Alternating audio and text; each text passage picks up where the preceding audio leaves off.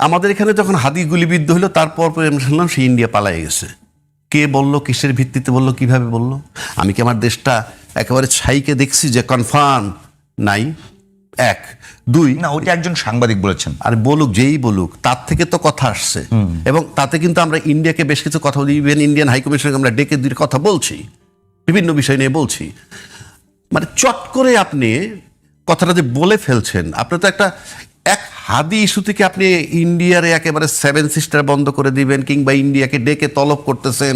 আজকে আবার ইন্ডিয়া, আজকে না গতকাল আমাদের হাইকমিশনের ডেকে তলব করতেছে। মানে বিষয়গুলা কি? আমার বিষয়গুলা প্রথম আমি আভ্যন্তরীণ থাকি, টোটাল বিষয়টা। আজকে সবগুলো পত্রিকাও রিপোর্ট করেছে যে ঢাকা দিল্লি টানপোড়েন। সেটাই বলতেছি। প্রথমত এই যে শেখ হাসিনার পলায়ন বলি বা চলে যাওয়া, বাকি ঘটনা কিন্তু আমাদের বাংলাদেশে আভ্যন্তরীণ। প্রথম আমার নিজের আভ্যন্তরীণতে স্টেবল করব। আমার তো নির্বাচনের মাধ্যমে যাই, নির্বাচন ছাড়া যায়, আমি তর্কের খাতিরে বলছি। আমাদের তো সব আলোচনায় একটা জায়গায় আসতে হবে। আমরা কিন্তু সেটা পারি নাই। কেন পারি নাই সেই কথা তর্ক করে লাভ নাই।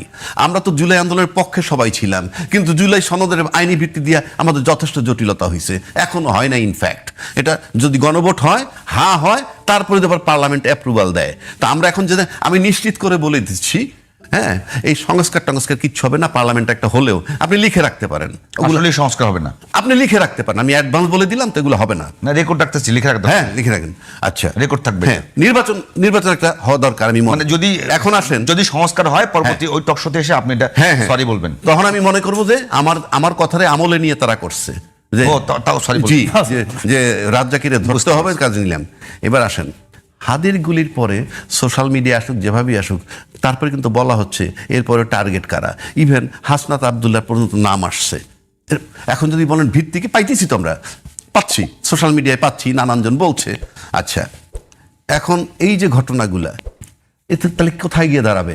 তার মানে কি? আপনি দেখেন, আমি কথাটা অনেক জায়গায় বলছি যে হাদি ইনকিলাব মঞ্চের, তারপরে নাম আসতেছে হাসনাত আবদুল্লাহর, তারপরে নাম যদি এক্সওয়াইজেডের আসে, আপনি ঘুরে ফিরে দেখবেন যে ঘটনায় ভিকটিম জীবিত থাকে, ভিকটিম যখন জীবিত থাকে, যেমন জাহিদ ভাইয়ের একটা হাত আমি কেটে ফেললাম, কিন্তু জাহিদ ভাই কোর্টে দাঁড়ায় বলতেছে বিপু কাটছে, কারণ সে ভিকটিম তো জীবিত।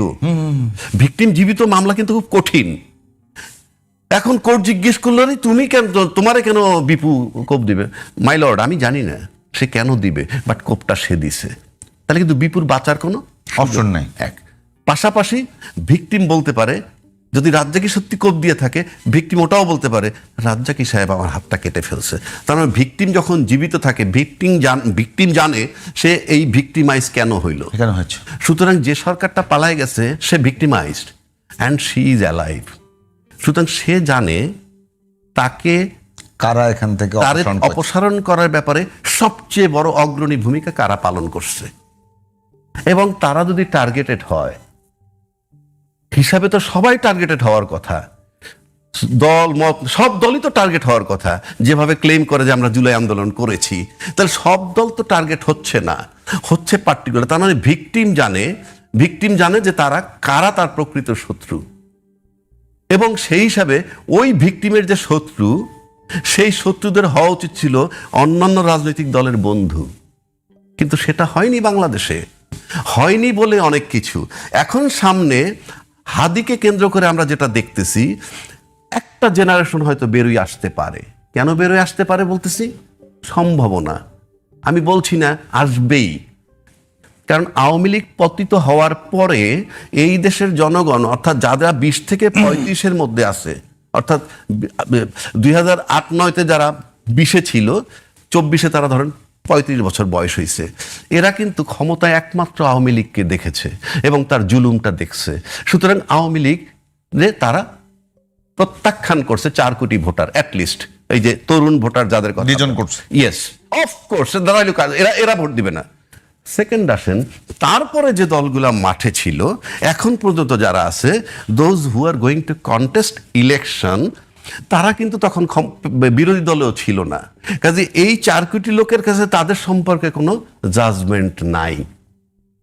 তাদের কাছে জাজমেন্ট গেছে 5ই আগস্টের পর থেকে আজকে পর্যন্ত প্রত্যেকটা দলের রোলগুলো, কে কি রোল প্লে করতেছে তার উপরে। তো সেক্ষেত্রে আজকে হাদিকে কেন্দ্র করে যে একটা গ্রুপ কিছু লোক আসে, শাহবাগে আসে বা এক্সওয়াইজেড, তাতে দেখা যাবে এদের নিরাপত্তা সবচেয়ে কম। যাদের কথা বললাম, ওই ভিকটিম যাকে বলতেছে, ভিকটিমের কাছে যারা নিরাপদ না, যে জীবিত ভিকটিম। সুতরাং সামনের যে ঘটনাটা, নির্বাচনকে কেন্দ্র করে নির্বাচন হলেই যারা ক্ষমতায় যাবে তাদের কাছেও কিন্তু এরা আদৌ নিরাপদ বোধ করে কিনা। যদি তারা নিরাপদ বোধ না করে, তাহলে আবার হয়তো সম্ভাব্য যারা জিতে আসতে পারে নির্বাচন হলেই, বড় প্রশ্ন, নির্বাচন হলেই যারা জিতে আসতে পারে তাদের সাথে তারা মুখোমুখি হতে পারে নির্বাচন বানচাল করার জন্য। কেন? তারা সেফটি সিকিউরিটি খুঁজবেই, এবং সেটা তারা পায় নাই, এনশিওর্ড হয় নাই। তা না হলে আপনি মনে করেন, আমরা তো এই সমাজটায় থাকি, আপনি সিম্পিথি বলতে পারেন, অমুকে মারা গেছে বা অমুকে গুলি মারছে, সেজন্য সবাই আমরা কষ্ট প্রকাশ করছি, কোনো সন্দেহ নাই। কিন্তু এমনও নির্দেশ কথা আমরা পাইছি যে আমরা যদি উদ্যোগ নিতাম তাহলে ওখানে তুলোধুনো করে ফেলতে পারতাম। এই কথাটাও আসছে ওইখান থেকে ফেরত আসার পর। মানে আপনি তো একটা সেন্টিমেন্টকে মূল্যায়ন করবেন যে তাদের হাদি গুলি খাইছে, তাদের মানে যারা আছে সেখানে গুলি খাওয়ার পর যদি বিপু দেখতে গিয়ে বিপু একটু অপমানিত হয়ে আসে, তাহলে তো হিসাব করা উচিত ছিল না, এটা হতেই পারে সেন্টিমেন্ট। কিন্তু বিপু এসে আবার একটা স্টেটমেন্ট দেয়, আমি তো ইচ্ছা করলে হুকুম দিলে এটা তুলাধনা হয়ে যেত। মানে এতে কি আপনার কিন্তু একটা গ্যাপ তৈরি হচ্ছে, এবং গ্যাপটা বোঝা যাচ্ছে।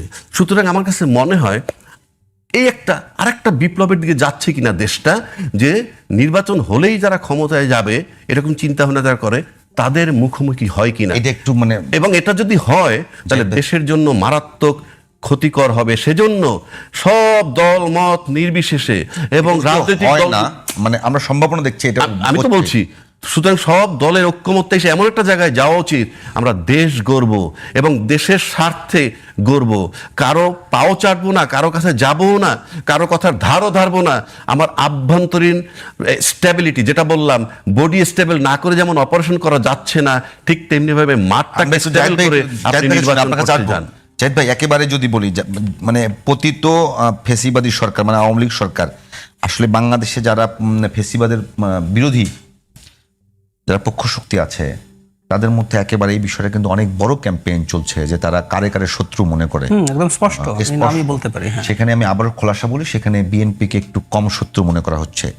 না না, আমি বলতেছি, সেখানে সব বক্তৃতা শুনি, আমি আপনাকে তালিকা আমি দিয়ে দিতে পারি। বলতেছি, এখন প্রশ্ন হলো ওসমান হাদির উপর হামলার পরে যে সর্বদলীয় বৈঠক হয়েছে, সভা হয়েছে যেখানে ইনকলাব মঞ্চের আহ্বানে, সেখানে বিএনপি যায়নি।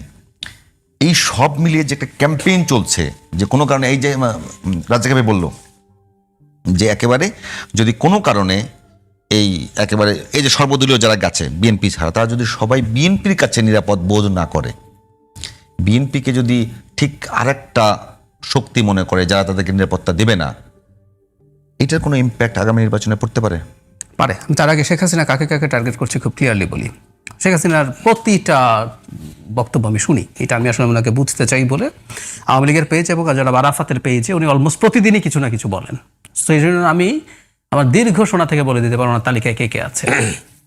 ওনার টার্গেট হচ্ছে সমন্বয়করা, উপদেষ্টা পরিষদের কথা মাঝে মাঝে বলেন, আর দুইজন ব্যক্তির কথা রিপিটেডলি বলবেন উনি, সেটা হচ্ছে ডক্টর ইউনূস এবং জনাব তারেক রহমান। উনি গুলি করেন নাই, ভেতর থেকে গুলি করা হয়েছে ডক্টর ইউনূস এবং তারেক রহমানের নির্দেশে। আপনি শুনবেন। সো ওনার শত্রু তালিকা একদম ক্লিয়ার। হ্যাঁ, আমাদের সমন্বয়করা যারা সামনে ছিলেন তাদের উপরে তার তীব্র ক্ষোভ আছে। কয়েক মাস আগে আমার মনে আছে এরকমও বলছেন এদের কেউ কেউ বিয়ে করছে, ওদের শ্বশুর বাড়ির খবর নাও, মানে সার্জিস আলম তখন মাত্র বিয়ে করেছেন, এরকম মন্তব্য তার আছে। আমি এই জন্য বলছি, আমি ওনার নারী নক্ষত্র জানি উনি কাকে কাকে টার্গেট করছেন, কার উপরে ক্ষোভ আছে। সুতরাং বিএনপি দল হিসাবে না বললেও তারেক রহমানের প্রতি তার তীব্র ক্ষোভ আছে, ডক্টর ইউনূসের প্রতি, আর সমন্বয়কদের কথা রাইটলি। এখন এদের মধ্যে এই ভয় আছে কিনা, রাজ্জাকি ভাই যেটা বললেন, কিন্তু এই ভয়টা তৈরির চেষ্টা আছে। রাজ্জাকি ভাই যতটুকু আশঙ্কা করেছেন, একটা পক্ষ আছে আবার তাদেরকে এই কথাগুলো বলছে যে তোমাদেরকে কিন্তু সমস্যায় ফেলে দেবে ইত্যাদি ইত্যাদি। এখন খেয়াল করবেন আপনারা, আমি যদি এখন পেছনে যাই, এই তরুণরা ভুল করেছে তো। আমাদের এই সমন্বয়করা কেউ কোনো রকম প্রভোগ করার আগে বিএনপিকে টার্গেট করে বক্তব্য দেওয়া শুরু করেনি, জনাব তারেক রহমানকে দিয়ে শুরু করেনি।